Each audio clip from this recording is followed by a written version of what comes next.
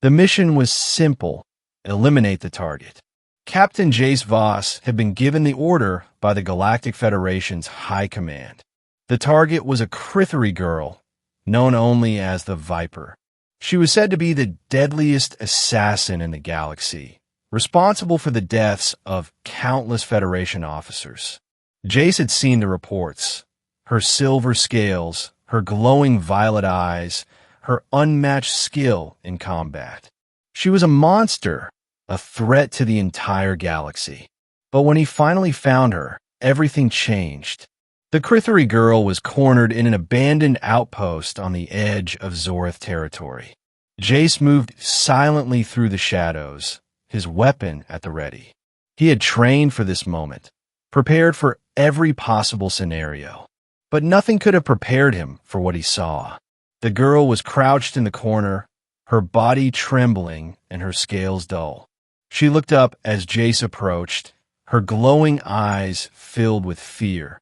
Not the eyes of a killer, but the eyes of a child.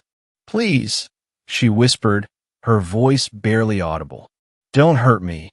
Jace froze, his finger hovering over the trigger. This wasn't the monster he had been sent to kill. This was a scared, helpless girl. Jace lowered his weapon, his mind racing. "What's your name?" he asked, his voice calm but firm. The girl hesitated, her glowing eyes narrowing. "Kaela," she said finally. "Kaela," Jace repeated.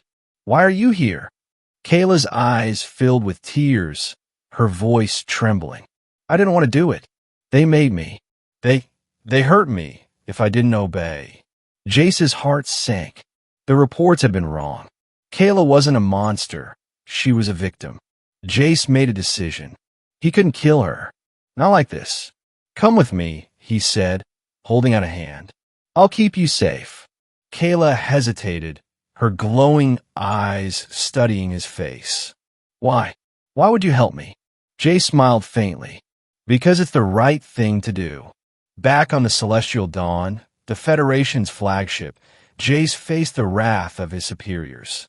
"You were ordered to eliminate the target," Admiral Tfek growled, his reptilian eyes narrowing. "Why did you disobey?" Jace stood his ground, his voice steady. "Because she's not the target. She's a victim. The real threat is whoever forced her to do those things." Tfek's tail twitched in irritation. "And what do you propose we do with her?" "Give her a chance," Jace said firmly. "She's just a kid. She deserves better." As the days passed, Kaela began to recover. Jace checked on her regularly, his gentle demeanor and quick wit slowly breaking down her walls. "You're not like other humans," Kaela said one evening as Jace brought her food. Jace chuckled. "What do you mean?" "You're different," Kaela said, her voice softer than usual. "You don't care about power or wealth. You just care about helping people."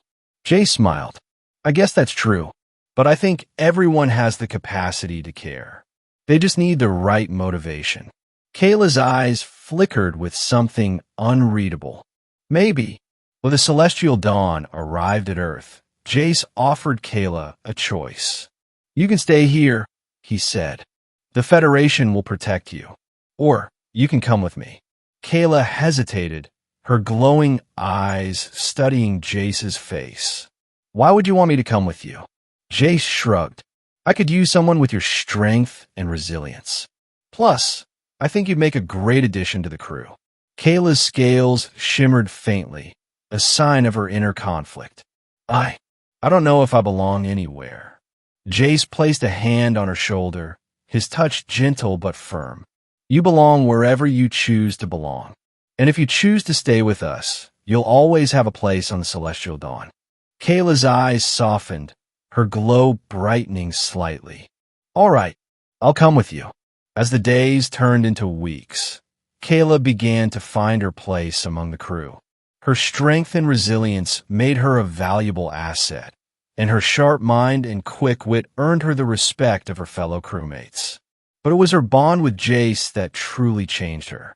He showed her kindness, patience, and understanding, things she had never known among her own kind. One evening, As they stood on the observation deck watching the stars, Kaela turned to Jace. "Thank you," she said softly. Jace smiled. "For what?" "For saving me," Kaela said, her voice filled with emotion.